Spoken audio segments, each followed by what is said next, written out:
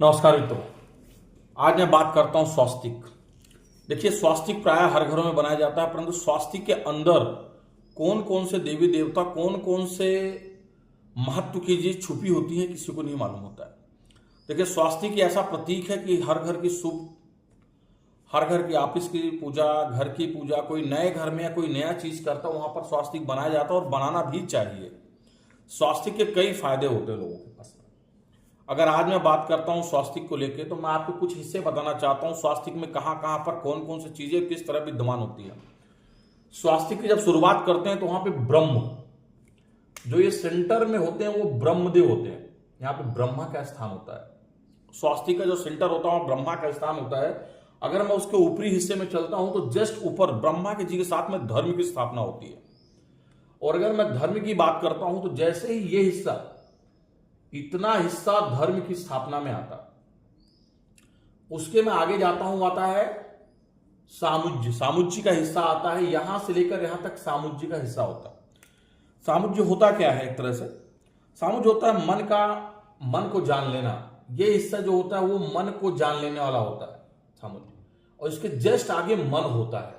हमारा मन जो कहीं विचलित नहीं होना चाहिए, कहीं कुछ नहीं होना चाहिए, ये एक अलग हिस्सा ही होता है। इतना जो वहां से टर्निंग पॉइंट होता है वो मन का हिस्सा होता है। यहां पर एक मन का हिस्सा होता है। बोले अब ये आपका, अगर यहां से देखेंगे तो ये एक हिस्सा बन गया जहां पे आप ब्रह्मा जी के साथ में अगर ऊपर की तरफ जाते हैं तो धर्म की स्थापना है, सायुज्य है और साथ में मन है आपका। ये तीन हिस्सों में बनता है। इसके बाद मैं आता हूं जस्ट नीचे की तरफ।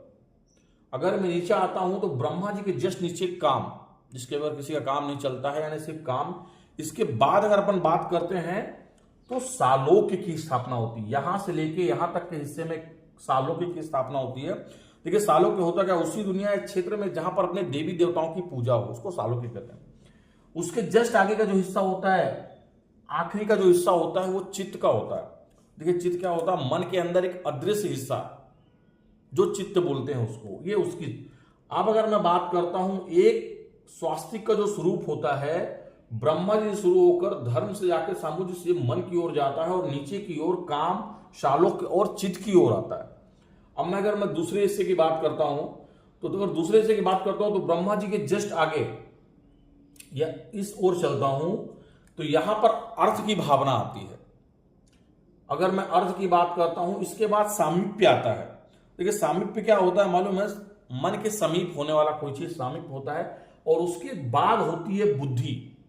अगर अपन आखिरी के हिस्से में चलते हैं, ये हिस्सा जो होता है वो बुद्धि का होता है कि आप कितने बड़े बुद्धिमान हैं, आप कितने बड़े क्या है, ये बुद्धि का प्रतीक है। अब अगर इसकी बात करता हूं तो ब्रह्मा जी से चल के एक अर्थ, सामीप्य और बुद्धि की बात आती है। अब मैं इस हिस्से में चलता हूं, अगर यहां चलता हूं तो ब्रह्मा जी के साथ में मोक्ष आता है, मोक्ष। और मोक्ष के बाद में जाता है सारूप्य। देखिए, सारूप्य क्या होता है? मन का एक भाव होता है ये भी। अब इसके ऊपर जाते तो यहां पे हिस्सा आता अहंकार का। जैसे कोई बहुत अहंकारी होता है, अहंकार हालांकि लोगों को खत्म करता है, पर ये अहंकार का स्थान आता है। अब अगर मैं इन चारों चीजों को बना लेता हूं, बोले तो ब्रह्मा जी, धर्म, काम, अर्थ, मोक्ष। आगे के हिस्से में चलता हूं, सारूप्य, सामुज्य, सीमाप्य और सालोक्य।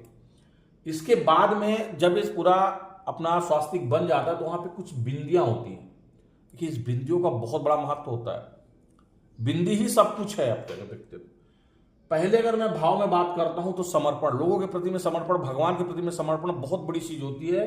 पहली बिंदी का अर्थ होता है समर्पण। अगर मैं दूसरे हिस्से की बात करता हूं तो दूसरे हिस्से का प्रतीक आता है आस्था। आपको भगवान के प्रति आस्था कितना, लोगों के प्रति में आस्था कितना, आस्था क्या चीज है, यहां पे आस्था का स्थान आता है। अगर मैं नीचे की बात करता हूं तो यहां पे जो पहला बिंदु आता है ये होता है श्रद्धा का। आप प्रति कितने श्रद्धावान है अपने भगवान के प्रति, अपने लोगों के प्रति क्या श्रद्धा है आपकी। और आखिरी में आता है विश्वास। विश्वास बहुत बड़ी चीज होती है, एक बार टूट जाए तो दोबारा आता नहीं है। अब अगर मैं बात करता हूं तो जो अपना स्वास्तिक लोग अपने घरों में बनाते हैं, जिसको बहुत ही शुभ माना जाता है, सनातन धर्म में स्वास्तिक बहुत ही शुभ माना जाता है, उसके इन सभी पार्ट्सों में पूरा ब्रह्मांड निहित है।